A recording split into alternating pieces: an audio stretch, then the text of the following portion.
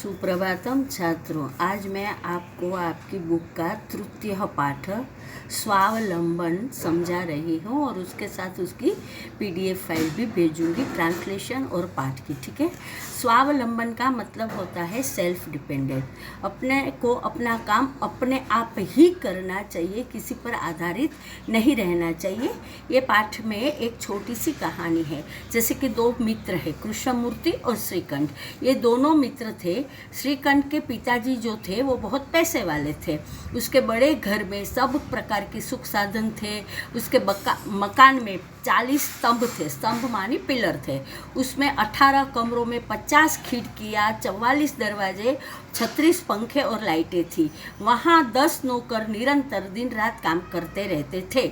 लेकिन कृष्णमूर्ति जो था, उसके माता पिता गरीब किसान थे और उनका घर साधारण और सुविधा से युक्त नहीं था।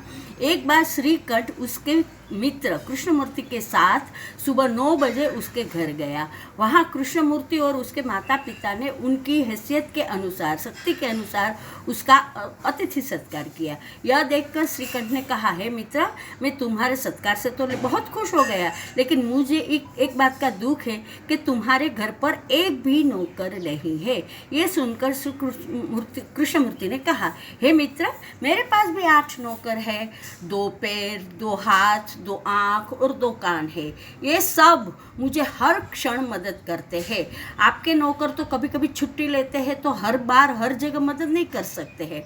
तुम तुम्हारे नौकरों पर आधारित हो। जब जब वे सब उपस्थित नहीं रहते, तब तब तुम्हें मुसीबत होती है। ठीक है। स्वावलंबन में ही सुख है, उसमें कभी भी कष्ट नहीं होता। श्रीकंठ ने कहा, हे मित्र, तुम्हारी बातें सुनकर मैं बहुत ही प्रसन्न हुआ। अब से मैं भी मेरा कार्य खुद ही करूँगा। ठीक है। अब 12:30 बज गए हैं, मैं अपने घर जाता हूँ। इसी तरह 2 मित्र अपनी बातें यहाँ पूरी करते हैं। जीवन में हमें अपना काम अपने आप ही करना चाहिए, किसी पर आधारित नहीं रहना चाहिए। यह पाठ का मोरल यह है बेटा। धन्यवाद छात्रों।